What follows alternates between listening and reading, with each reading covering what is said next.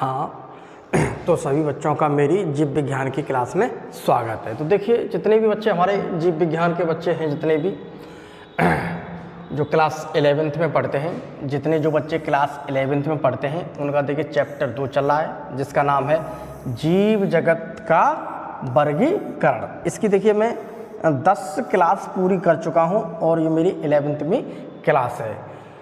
तो जितने भी बच्चे, सभी बच्चे बड़े ध्यान से हमारे लेक्चर को देखिए, यहाँ पर आपको कुछ न कुछ अवश्य सीखने के लिए मिलेगा। तो देखिए, हमें आज की क्लास में ये देखना है कि हमें आज की क्लास के अंदर पढ़ना क्या है। देखिए, आज की हमें क्लास में जीव जगत के वर्गीकरण से उसके अंतर्गत हमें वायरसेस और वायरस के बारे में आज की हम क्लास में देखेंगे। तो आज की क्लास में हम वायरस और वायरस के बारे में देखिए, यहाँ देखिए अब बात कर रहे हैं, देखिए वायरस की, ठीक है, विषाणु की, ठीक है, विषाणु और वायरस की बात करेंगे और आज की क्लास में हम इनकी बात नहीं करेंगे। तो सबसे पहले देखिए, हम ये बात कह सकते हैं कि जो हमारी सबसे पहले हम ये कह सकते हैं कि जो हमारे विषाणु हैं, तुम्हारे विषाणु, वायरस और प्रोसंक और लाइकेन, जिन्हें हम प्रियन कहते हैं।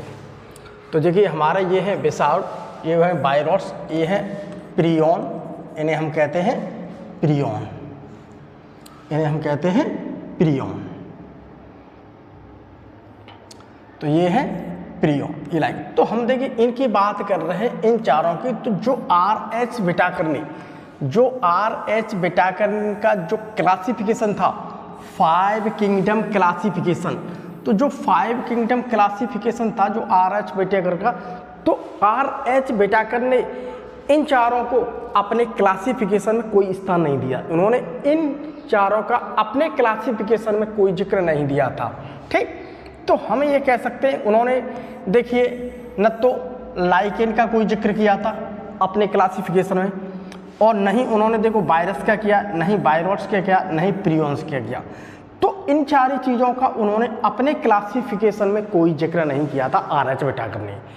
तो हम आखिर में ये देखते हैं, इन्हें वास्तव में कोई स्थान नहीं दिया गया। और वायरस, वेरियस और प्रियंस की अगर बात करते हैं, ये सब क्या है, अकोशिकी, एक इनकी कोई कोशिका नहीं है, जिनकी कोई कोशिकीय स्ट्रक्चर नहीं होती है, उन्हें हम कहते हैं अकोशिकीय।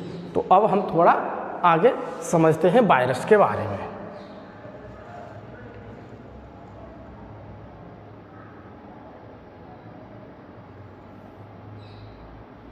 अब हम थोड़ा समझते हैं वायरस के बारे में कि आखिर में वायरस क्या है।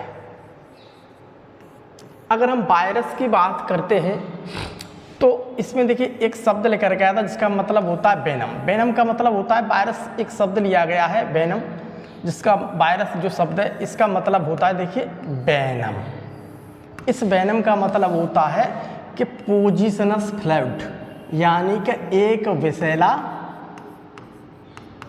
विषैला द्रव। वायरस क्या है आपका, एक तरह का विषैला द्रव, पोजिशनस फ्लूइड, ये इसका मतलब होता है। थोड़ा हम समझते हैं, देखिए हम सभी कभी न कभी जुकाम अथवा फ्लू से ग्रस्त होते हैं। तो देखिए हम अक्सर देखते हैं कि कभी न कभी हम देखा है कि हम कभी कैसा होता है कि हमें कभी जुकाम हो जाता है, तो जुकाम छींकते रहते हैं, बहुत सारी बीमारियां। तो हमें ये देखते हैं, तो हमें देखिए जुकाम भी हो जाता है और हमें फ्लू हो जाता है। तो देखिए ये क्या है, हमें एक तरह का फ्लू या हम जुकाम की बात करते हैं। तो देखिए वायरस को सबसे पहले 5 किंगडम क्लासिफिकेशन में कोई स्थान नहीं दिया गया है, क्योंकि ये वास्तविक ठीक लिविंग नहीं है। क्योंकि इन्होंने देखिए RH बीटा कर की बात करते हो, RH बीटा कर ने इन्हें अपने 5 किंगडम क्लासिफिकेशन में कोई स्थान इसलिए नहीं दिया था क्योंकि उन्होंने ये कहा कि एक तो वायरस को देखते हैं तो वायरस को लिविंग तो है नहीं, तो लिविंग है नहीं, लेकिन ये आउटसाइड बॉडी है तो नॉन लिविंग है, लेकिन जब किसी होस्ट के अंदर चला जाता तब ये वर्क करता। तो उन्होंने ये कहा कि ये वास्तविक रूप से एक सजीव नहीं है। उन्होंने कहा था कि ये वास्तविक रूप से क्या है, सजीव नहीं है। तो यदि यह मानते हैं यदि यह मानते हैं कि सजीवों की सेल स्ट्रक्चर होती है। देखिए, हम कहने के लिए कि वायरस ने इसलिए नहीं कहा कि जितने भी जैसे बैक्टीरिया है, जैसे बैक्टीरिया, एल्गी, फंजाई, प्लांटी, तो इन सारी चीज़ों को, और प्रोटिस्टा हैं, तो इन सारी चीज़ों को जो RH बिटाकर थे, तो उन RH बिटाकर ने उन्हें अपने क्लासिफिकेशन में शामिल किया था। लेकिन उन्होंने वायरस को इसलिए नहीं कहा क्योंकि भैया उन्होंने ये कहा कि ये वास्तविक रूप से क्या है, सजीव नहीं है। अगर हम ये कह सकते हैं कि जितने भी सजीव होते हैं, तो सजीव हम उन्हें कह सकते हैं जिनके पास क्या होगी, एक प्रॉपर सेल स्ट्रक्चर्स होगी। जिसके पास एक प्रॉपर सेल है वो क्या है, हमारे सजीव की श्रेणी में मान लिए जाते हैं। तो हम यहाँ पर कह सकते हैं सजीवों की सेल स्ट्रक्चर होती है। तो वायरस अकोशिकी है, अकोशिकी, अ का मतलब नहीं, कोशिकी का मतलब कोशिका, इसकी कोशिका नहीं है, ठीक। अ का मतलब होता है अकोशिकी, इसकी कोई कोशिका नहीं है। तो ऐसे जीव हैं जिसकी कोई कोशिका नहीं है, तो जिनकी संरचना लिविंग सेल के बाहर एक रवेदार क्रिस्टल्स के बाहर होती है। तो हम इसे देखते हैं, इसकी कोई प्रॉपर स्ट्रक्चर्स नहीं है, इसकी कोई प्रॉपर सेल की स्ट्रक्चर्स नहीं है। तो अगर हम देखते हैं आउटसाइड बॉडी, ठीक, आउटसाइड बॉडी, अगर किसी भी लिविंग है उस लिविंग की आउटसाइड बॉडी में देखते हैं, तो हम इन्हें देख सकते हैं क्या, एक क्रिस्टल्स के रूप में, ठीक है। ये देखिए, एक क्रिस्टल स्ट्रक्चर्स है, ये देखिए कुछ डिफरेंट टाइप की स्ट्रक्चर, डिफरेंट टाइप की, ये देखिए ये क्या है, एक क्रिस्टली स्ट्रक्चर्स। तो हम यहाँ पर ये कह सकते हैं कि अगर ये आउटसाइड बॉडी है, तो अगर ये शरीर के बाहर है, मतलब आउटसाइड बॉडी है, तो इसकी संरचना एक क्रिस्टल के रूप में होती है। अगली देखिए, हम यहाँ पर ये समझते हैं, एक बार देखिए, एक बार जब ये सेल को इन्फेक्ट कर देते हैं, अगर कोई भी ऐसी सेल है, कोई भी लिविंग सेल की बात कर रहे हैं, तो कोई भी लिविंग सेल, ठीक है, कोई भी लिविंग सेल, ठीक। तो मैंने यहाँ किसी भी लिविंग सेल को, इस एग को ले लिया, हमने क्या ले लिया, एक एग, हमने क्या ले लिया, एग, ठीक है। तो एग क्या है, मेरी एक लिविंग सेल। तो जब एक बार ये किसी सेल को इन्फेक्ट कर दी थी, अब इसे मैंने क्या करवा लिया, इन्फेक्ट। अब हम इसे क्या कर देंगे, इन्फेक्ट। अब हमें ये क्या है, वायरस के द्वारा क्या हो गए, इन्फेक्ट। तो तब ये मेजबान कोशिका की मशीनरी का उपयोग करके अपनी प्रतिकृति यानी कि रेप्लिकेट बनाने में करते हैं और होस्ट को मार देते हैं। अब मैंने जैसे ही इसके अंदर में वायरस आई, तो उसके अंदर वायरस एंटर हो जाएंगे, तो वो वायरस क्या करेंगे, वो धीमे धीमे वायरस क्या करेंगे, वो धीमे धीमे इस पूरी सेल्स को क्या करेंगे, इस होस्ट सेल्स को क्या करेंगे, इस पूरी होस्ट सेल्स को क्या कर देंगे, डेड, अर्थात वो मार देंगे। इस पूरी होस्ट सेल्स को क्या करेंगे, वो मार देंगे। तो ये मेरा मान लीजिए वायरस किसी प्रकार से आ गया, तो किसी भी होस्ट को मार देते हैं और क्या करते हैं, और वो अपनी प्रकृति, अब इसको मार देंगे तो इसके अंदर क्या होगा, वायरस को मार देंगे, तो इसमें क्या है, वो क्या करते रहेंगे, रेप्लिकेट, अर्थात संख्या बढ़ाते रहेंगे। इसमें धीमे धीमे क्या होगी, संख्या बढ़ाते रहेंगे। तो देखिए, किसी भी सेल से मान लीजिए कोई एग है, एग के अंदर मान लीजिए किसी प्रकार से 2 वायरस चली गई, तो वो वायरस को हम देखते हैं कुछ ही समय बाद क्या होता है, वो वायरस उसमें भर जाता है, वायरसों से क्या हो जाता है, वो भर जाता है। और जैसे ही 2 दिन 3 दिन 4 दिन बाद वो वायरस क्या हुए, उसमें रेप्लिकेट मल्टीप्लिकेशन होता रहेगा, बहुत ज़्यादा वो वायरस बढ़ जाएंगे, और क्या होगा, इस पूरी होस्ट सेल पर कब्जा कर लेंगे और पूरी होस्ट सेल को क्या करेंगे, वो मार देंगे। तो पूरी होस्ट सेल को क्या कर देते हैं, मार लेंगे। तो देखिए, RH बिटाकर ने जब इसके बारे में कहा, तो यहाँ पर हम ये कह सकते हैं कि अगर कोई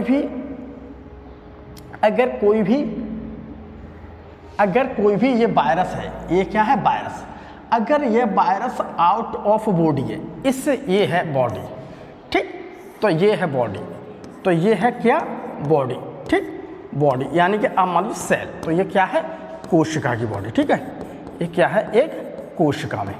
इससे जब ये बाहर है, ठीक, बाहर है, ठीक है, बाहर है, तो ये क्या है, एक नॉन लिविंग है। ये क्या है, नॉन लिविंग अर्थात निर्जीव है। अब ये क्या है, निर्जीव। अब मैंने जैसे ही इसे इंजेक्ट किया, इसके अंदर आया, तो ये लिविंग का काम करने लगा।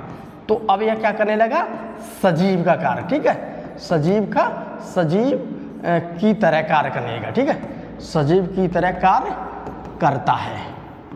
ठीक, सजीव की तरह कार्य करता है और होस्ट सेल को, ठीक, और होस्ट सेल्स को मार देता है, मार देते हैं। तो ये देखिए इस प्रकार से तो हम ये कह सकते हैं कि ये निर्जीव और सजीव दोनों के बीच की क्या है, एक कड़ी है। अगर ये आउट ऑफ बॉडी है तो ये निर्जीव है, अगर ये बॉडी के अंदर है तो ये सजीव की तरह वर्क करता है। तो हम यहाँ पर ये कह सकते हैं वायरस क्या है, एक संयोजक कड़ी है। तो वायरस क्या है, एक संयोजक कड़ी। अब देखिए थोड़ा और बारे में बढ़ते हैं। देखिए वायरस का अर्थ विष अथवा विषैला तरल, मैंने तो अभी बताया विष अथवा विषैला तरल। तो सबसे पहला वायरल रिकॉर्ड सबसे पहले देखा था हमने किसमें, टुलिप डिसीज। सबसे पहले बार देखा क्या था मेरा, टुलिप डिसीज। ठीक, टुलिप डिसीज सबसे पहले जो हमने वायरस का केस सबसे पहले हमने देखा, तो सबसे पहले तो उसे हम क्या कहा, टुलिप डिसीज।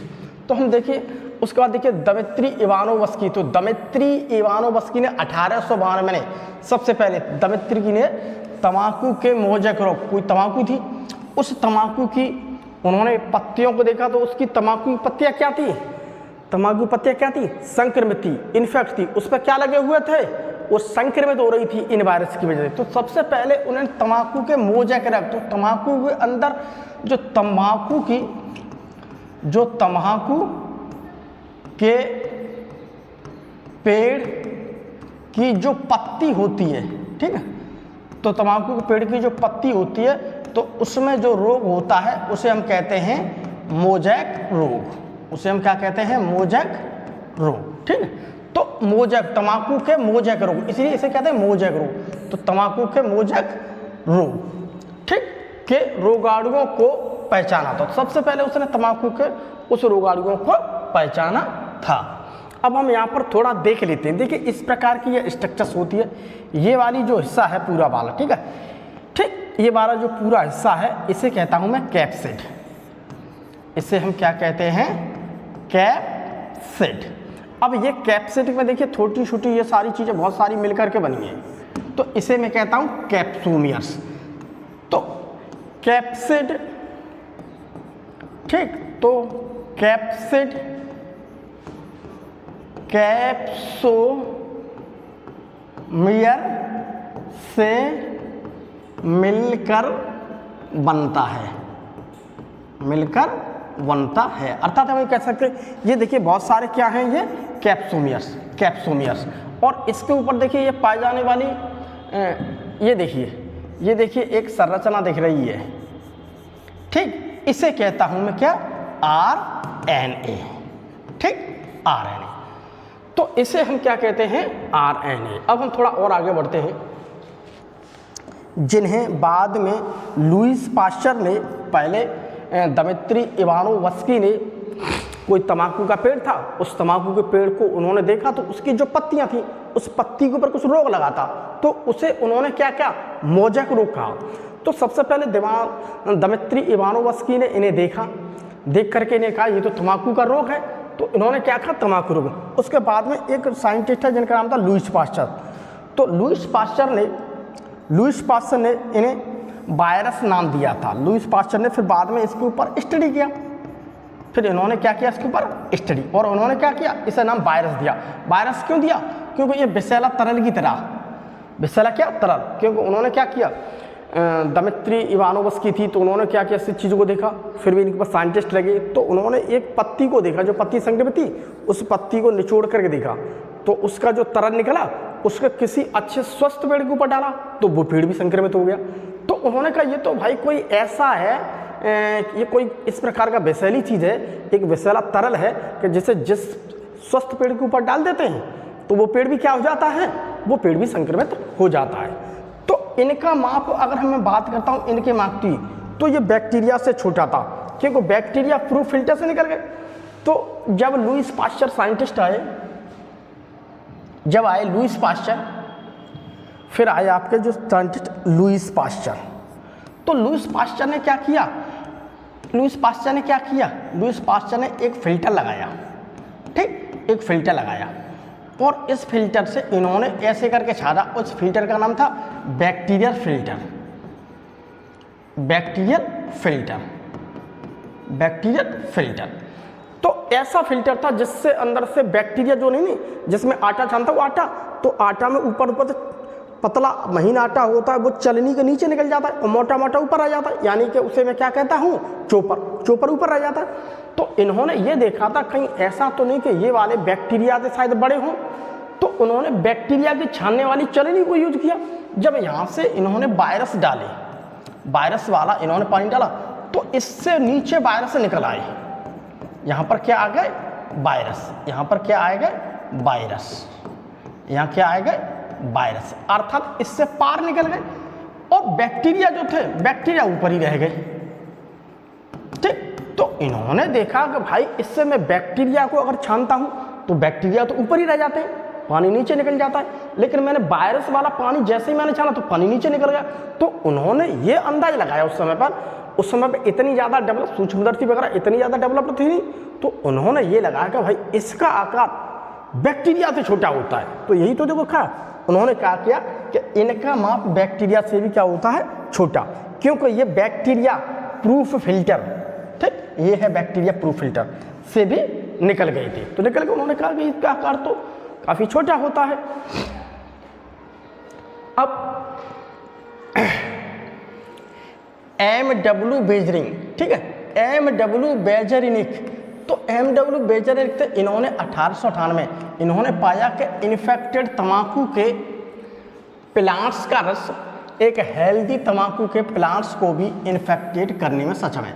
तो देखो अभी मैंने बताया था कि तंबाकू का एक पेड़ था, उस तंबाकू के पेड़ पर देखा तो बहुत सारे पेड़ खाते संक्रमित हो गए थे, देखो ऐसे हो गए थे, ऐसे, ये क्या है, संक्रमित, ये क्या है, संक्रमित, संक्रमित क्या है, ये पत्ती, किसके द्वारा, वायरस के द्वारा, ठीक है, वायरस के द्वारा। तो ऐसी पत्तियां थी तंबाकू की संक्रमित। तो उन्होंने इन पत्तियों को लिया, पत्तियों को लेकर के ऐसे इन्होंने कूटा, कूटने के बाद उसका पानी सा लिया और एक अच्छा पेड़ था उस पेड़ की पत्तियों पर डाल दिया। इन्होंने कुछ दिनों बाद जब देखा, जब इन्होंने प्यारे बच्चों कुछ दिनों के बाद देखा तो वो पत्तियों का भी रंग ऐसा ही हो गया। तो यही तो देखो खाए। तो बीज, तो बेजरिनिक ने 1898 में यह पाया कि जो संक्रमित तंबाकू के प्लांट्स का रस एक हेल्दी तंबाकू के प्लांट्स को भी इन्फेक्टेड करने में सक्षम था। किसी स्वस्थ को डाल दो तो वो पेड़ भी क्या हो गया, मेरा संक्रमित हो गया, तो वो पेड़ भी ऐसा ही हो गया, ठीक। उन्होंने इस रस को कंटाजियम बाइवम फ्लूइड, यानी कि संक्रामक जीवित तरल का, उन्होंने इस जो रस उसमें डाला था, इन्होंने इसके ऊपर जो रस डाला था, प्लांट्स की पत्तियों के ऊपर जो रस इन्होंने डाला था, इन्होंने उसे क्या कहा, इन्होंने उसे कहा क्या, संक्रामक जीवित तरल, इन्होंने इसे कहा था संक्रामक जीवित तरल, ठीक है। कंटाजियम बाइवम फ्लूइडम, ये इंग्लिश में भी लिखा हुआ, ठीक है, कंटाजियम बाइवम फ्लूइडम, इन्होंने इस चीज को कहा। तो ये चीज देखो समझ गए। उसके बाद देखिए, उसके बाद जो साइंटिस्ट W.M. स्टैनली, इन्होंने 1935 में कुछ इसके ऊपर कार्य किया। तो इन्होंने बताया कि वायरस को रवेदार यानी क्रिस्टल्स बनाया जा सकता है और इस रवे में प्रोटीन होता है। तो उन्होंने ये कहा कि जो मेरा वायरस होता है ये बॉडी के बाहर एक क्रिस्टल्स के रूप में होता है, हम इसे क्रिस्टल्स के रूप में बना सकते हैं बाहर। और क्या होता है, इसे क्रिस्टल के रूप में हम बना सकते हैं और हम ये बात कह सकते हैं कि इसके अंदर में क्या होता है, इन रवों के अंदर में क्या होता है, मुझे प्रोटीन देखने के लिए मिलता है। तो ये उन्होंने कहा इस रवे में जो क्रिस्टल्स बनेंगे उसमें क्या प्रोटीन होता है। वे अपनी विशिष्ट मेजबान कोशिका यानी कि कोई भी होस्ट सेल के बाहर, इन्होंने देखो वही बात, होस्ट सेल के बाहर निष्क्रिय यानी कि ये है सेल, इसके बाहर क्या है, ये नॉन लिविंग, नॉन लिविंग। लेकिन जैसे ही इसके अंदर आएगा तो ये लिविंग की तरह क्या करता है, व्यवहार। तो ये करता है सजीव की तरह व्यवहार, तो ये करता है सजीव की तरह, और बाहर है तो निर्जीव की तरह व्यवहार। यही तो देखा मेजबान कोशिका, मेजबान कोशिका मतलब होता है होस्ट सेल, वो सेल जिसके अंदर वायरस घुस जाते हैं फिर उसमें काम करने के, तो उसके बाहर है तो निष्क्रिय है, अर्थात ये निर्जीव है, ये काम नहीं कर सकता है, ये क्या है, निष्क्रिय बाहर होते हैं। वायरस अविकल्पी पैरासाइट्स होते हैं, ये देखो लिखा है अविकल्पी, अ का मतलब होता है नहीं और विकल्पी का मतलब विकल्प, इसके पास जीने के लिए कोई विकल्प नहीं है। अर्थात हम ये कह सकते हैं वायरस जिएगा तो इसे जीने के लिए किसी न किसी के ऊपर निर्भर रहना पड़ेगा, अर्थात हम ये कह सकते हैं ये कंपल्सरी पैरासाइट्स हैं। तो हम इसे कह सकते हैं क्या है, कंपल्सरी पैरासाइट, यानी कि इंटरसेल्यूलर ऑब्लिगेट पैरासाइट्स होता है, तो ये कंपल्सरी पैरासाइट्स हैं। मान लीजिए कि अगर किसी व्यक्ति को वायरस लग गया है तो वो वायरस उसके बॉडी के अंदर ही अब काम करता रहेगा, अब वो व्यक्ति मर गया तो समझ लो वायरस भी मर गया मेरा।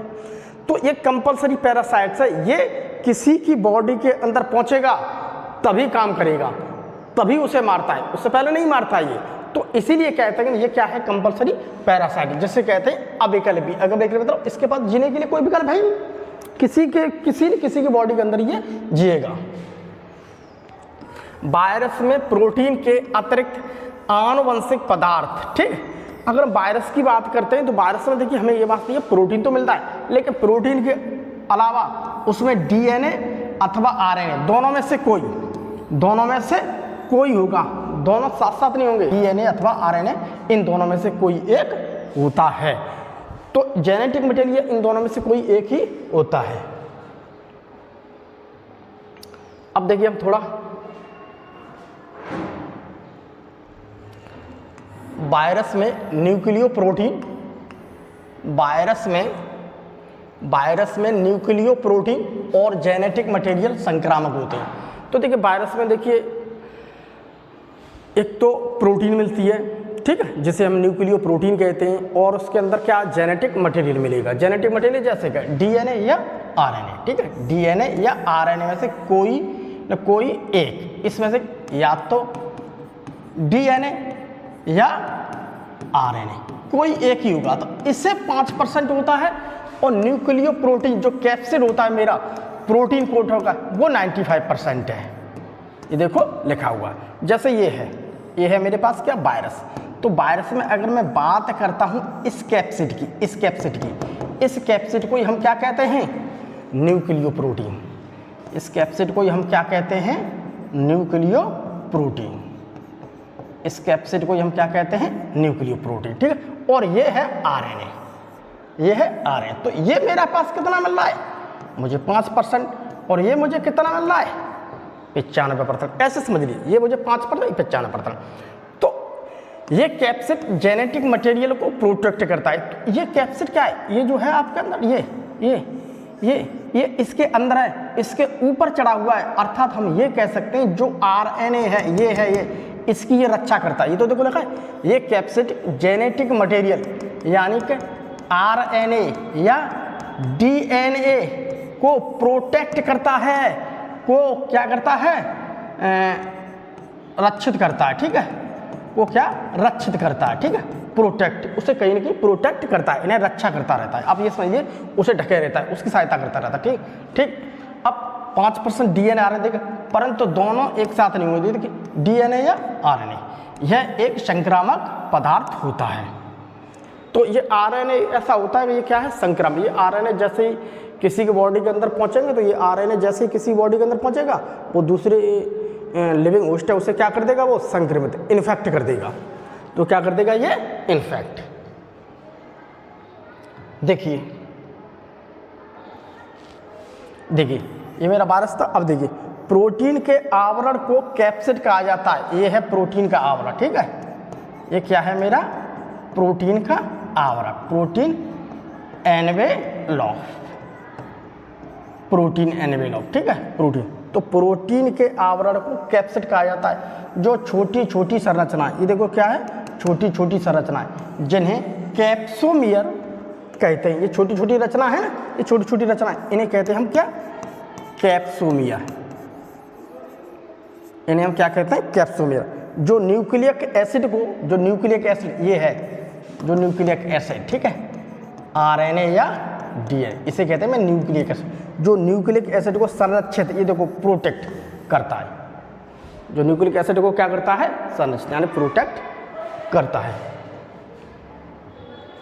देखिए अब हम थोड़ा वायरस से, देखिए मम्स, ठीक, चेचक, हर्पीस तथा इन्फ्लुएंजा नामक रोग होते हैं। अगर वायरस से देखिए क्या होगा, एक तो होगा मम्स। मम्स देखो ये है, ये है मेरी देखो पैराटिड ग्लैंड, ये सूज जाती है, ये वाली होती है, यहाँ पर मिलती है, यहाँ तो मेरी ये पैराटिड ग्लैंड होती है, ये ग्लैंड ये सूज जाती है। तो ये है मेरा मम्स रोग। मम्स रोग में क्या है, ये सूज जाती है, ये सूज जाती है अर्थात फूल जाती है, ठीक है। दूसरा देखिए स्मॉल पॉक्स देखिए ये है, ये देखिए चेचक, छोटे छोटे दाने निकल आएंगे, त्वचा पर पूरा शरीर पर निकल आते हैं, तो ये क्या है मेरा चेचक रोग, ठीक है। ये देखिए बहुत सारे छोटे छोटे दाने निकल आते हैं, ये है क्या वायरस के कारण होने वाले। उसके बाद देखिए हर्पीज रोग, देखिए ये है, इस प्रकार के होता है हर्पीज। ये क्या है मेरा हर्पीज रोग के क्या है ये लक्षण, हर्पीज रोग के क्या है लक्षण। तो ये तो कहाँ मेरे जेनाइटल पार्ट मिल जाता है, ये जेनाइटल पार्ट मिल जाता है, ठीक है। ये ओठ पर मिलेगा, ठीक है, आपके ओठ पर, लिप्स पर, माउथ पर, ये देखो देखने के लिए मिलते हैं। उसके अलावा देखिए क्या है इन्फ्लुएंजा। अगर इन्फ्लुएंजा की बात करते हैं तो ये है मेरा इन्फ्लुएंजा, ठीक, इन्फ्लुएंजा। तो ये इन्फ्लुएंजा वायरस है, वायरस की वजह से क्या हो जाता है, वायरस की वजह से क्या हो जाएगा मेरा इन्फ्लुएंजा रोग हो जाता है। ये देखिए इन्फ्लुएंजा रोग हो रहा है, तो ये है इन्फ्लुएंजा के लक्षण। ये है मेरे हर्पीज के लक्षण। हर्पीज मेरे जेनाइटल पार्ट में हो जाता है, ये मेल और फीमेल दोनों के ही जेनाइटल पार्ट में हो जाता है, दोनों के क्या प्राइवेट पार्ट में हो जाता है। उसके अलावा देखिए ये कहाँ पर मुझे लिप्स के ऊपर देखने के लिए मिलेगा, ठीक, माउथ में देखने के लिए मिलेगा, चेचक रोग। तो ये इस प्रकार के रोग हो जाते हैं। इसके अलावा मनुष्यों में एड्स भी वायरस के कारण होता है। इसके अलावा देखिए मनुष्यों में एड्स भी वायरस के कारण, ये देखो वायरस है। तो मनुष्यों में देखो ये है मेरे पास वायरस जो एड्स का कारण बनता है। आप ऐसे भी हो सकता है बिना प्रोटेक्शन के। उसके अलावा प्रेगनेंसी के दौरान हो जाता है, प्रेगनेंसी के दौरान प्रसवकालीन हो जाता है। कोई ऐसा व्यक्ति है जिससे एड्स था पहले से, अगर हमने किसी प्रकार से उसका ब्लड किसी और ब्लड को चला दिया, किसी और इंसान को चला दिया, तो क्या हुआ, उसे भी इन्फेक्शन। या हम किसी प्रकार से किसी ऐसा व्यक्ति है जिसका हम ऑपरेशन कर रहे हैं, तो ऑपरेशन करते वक्त अगर हमने जो औजार यूज किए वो हमने साफ नहीं किए, उन टूल को अच्छी तरह से कीटाणु से संक्रमित हैं, और हमने उन्हें अच्छी तरह से गर्म पानी के साथ उन्हें अच्छी तरह से हमने नहीं साफ किया, ठीक, गर्म पानी में हमने उबाला नहीं, तो क्या है कहीं न कहीं से ये रोग हो जाएगा। उसके अलावा देखिए यहाँ पर देखिए प्लांट्स में मोजैक बनना, देखिए ये है मोजैक, देखो ये है मोजैक बनना, पौधों में ये है मोजैक, ये देखो ऐसे इसे कहता हूँ मैं क्या, मोजैक बनना। ये देखिए ये लक्षण, ऐसे लक्षण है मोजैक बनना, ठीक है, मोजैक बनना। पत्तियों का मुड़ना, ये देखो पत्तियों का मुड़ना। अगर किसी प्रकार से वायरस हो गया, इन्फेक्शन हो गया है, तो पत्तियों का मुड़ना तय है, पत्तियों का मुड़ना। ये देखो पत्तियां मुड़ जाती हैं, दिख रही हैं आपको, देखो पत्तियां। अगर पत्तियां हमें किसी पेड़ की ऐसी दिख रही है वो मुड़ रही हैं, तो आप ये समझ लीजिए उससे कहीं न कहीं से वायरस का क्या है, संक्रमित है। तो इस प्रकार से क्या है, वायरस का क्या है वो संक्रमित। उसके अलावा लीफ कर्लिंग, ठीक, पत्तियों में कुंचन, देखो पत्तियों में देखो ये ऐसे अगर मुझे लक्षण दिख रहे हैं पत्तियों में, से कहते हैं पत्तियों में कुंचन, तो क्या है, ये क्या है, वायरस इन्फेक्टेड है। तो ये क्या है, वायरस इन्फेक्टेड, ठीक है, विषाणु से संक्रमित। उसके अलावा सिरा, किसी प्रकार से मैं पत्तियां देखता हूँ तो उन पत्तियों को, ये हैं देखो सिराएं, ये दिख रही है सिराएं, ये सिराएं दिख रही हैं, ये सिराएं ये मुझे स्पष्ट दिख रही हैं, स्पष्ट दिख रही हैं, और पत्ती मुझे कमजोर दिख रही है। ठीक, तो हम ये कह सकते हैं इसे क्या, विषाणु का क्या हो गया, इसे संक्रमण। तो इसे क्या हो गया, विषाणुओं का संक्रमण। तो इसे क्या हो गया, विषाणुओं का संक्रमण। ठीक है, जिसे मैं कहता हूं सिरा स्थितवा यानी बेन क्लियरिंग, सिरा स्पष्टता, सिरा इसे कहता हूं मैं सिराएं, इसे कहता हूं सिराएं, सिराएं सिराएं स्पष्टता, वो स्पष्ट रूप से मुझे दिखाई दे रही हैं। उसके अलावा पत्तियों का पीलापन, अगर पत्तियों का इस प्रकार से क्या हो रहा है, पीलापन, तो ये सब क्या है, विषाणु के द्वारा संक्रमण। पत्तियों का पीलापन, ठीक है, पत्तियों में कुंचनशील, इस प्रकार कहते हैं कुंचनशील। उसके अलावा कुछ पत्तियों में सिराएं जो है इस प्रकार से दिखाई देती हैं। तो हम ये कह सकते हैं कि यहाँ पर क्या है, इन्हें विषाणुओं क्या हो गया है, संक्रमण हो चुका है। उसके अलावा देखिए अवरुद्ध वृद्धि, अगर कोई हमने पेड़ लगाया है तो कुछ पेड़ तो ऐसे हैं जो लंबे हो गए, कुछ पेड़ ऐसे हैं कि जिनकी वृद्धि नहीं हुई। अवरुद्ध वृद्धि अर्थात इनकी वृद्धि क्या हो गई है, इनकी वृद्धि ग्रोथ क्या हो गई है, रुक गई है, रुक गई है। तो हम कहते हैं इनको, हम कह सकते हैं कि इनको क्या है, विषाणुओं का संक्रमण। तो इन्हें हम क्या कहते हैं, इन्हें क्या हो चुका है, विषाणुओं का, एक बड़ा है एक छोटा है। तो ये किसी प्रकार से हम देखते हैं इसकी वृद्धि प्रॉपर नहीं हो रही है, इसकी वृद्धि क्या है, प्रॉपर नहीं हो रही है, मगर इसकी वृद्धि प्रॉपर हो रही है। तो हम ये कह सकते हैं इंटेंटेड, अवरुद्ध वृद्धि, स्टंटेड ग्रोथ, उसकी वृद्धि रुक जाती है। उसके अलावा हम देखिए थोड़ा, अब देखते हैं वायरॉइड्स के बारे में।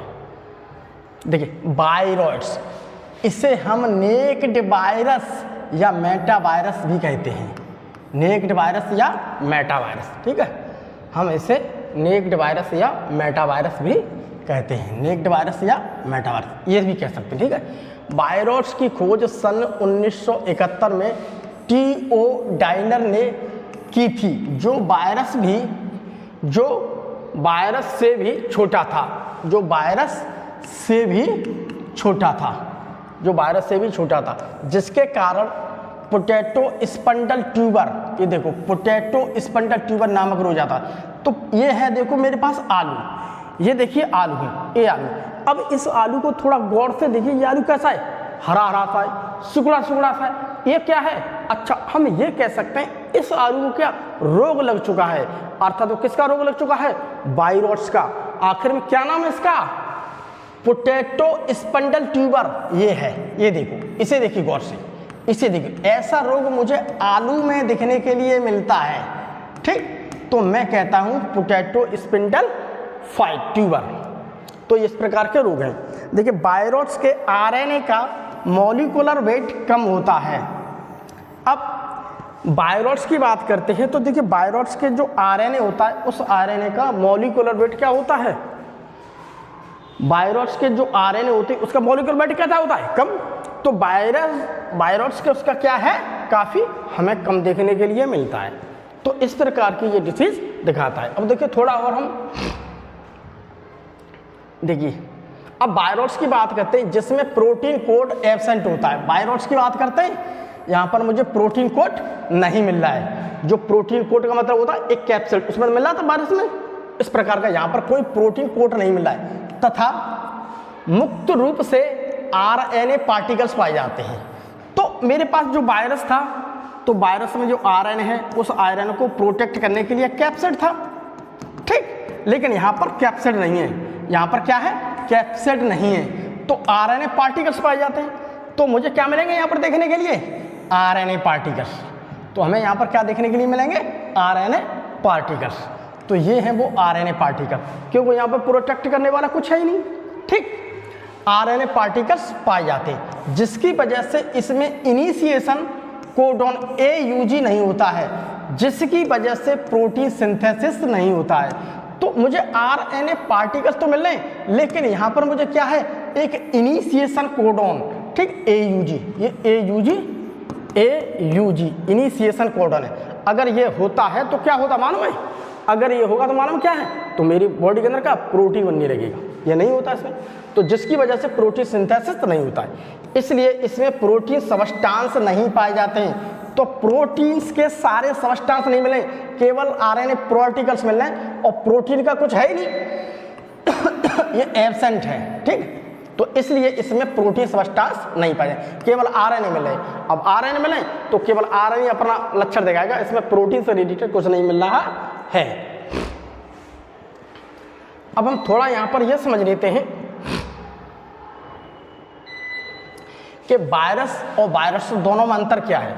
यहां पर न्यूक्लियक एसिड की बात करता हूं, तो देखिए वायरस के अंदर मेरा डीएनए होगा, आरएनए होगा, ठीक है। तो ये डबल स्टैंडर्ड भी हो सकता है और सिंगल स्टैंडर्ड भी हो सकता है, लेकिन वायरस की बात करते हैं तो यहाँ पर केवल आरएनए मिलेगा, वो भी सिंगल स्टैंडर्ड, वो भी सिंगल स्टैंडर्ड, वो भी क्या मिलेगा, सिंगल स्टैंडर्ड। और यहाँ पर देखिए सिंगल स्टैंडर्ड के साथ साथ में डबल स्टैंडर्ड मिल रहा है। दूसरी प्रोटीन, यहाँ पर तो प्रोटीन कोड प्रेजेंट है, यहाँ पर क्या है, प्रोटीन कोड प्रेजेंट है, ठीक, प्रोटीन कोड। और यहाँ पर क्या है, एब्सेंट, ठीक, ये लिखा है मैंने एब्सेंट। कैप्सिड, यहाँ पर क्या है, प्रेजेंट, और यहाँ पर क्या है, एब्सेंट।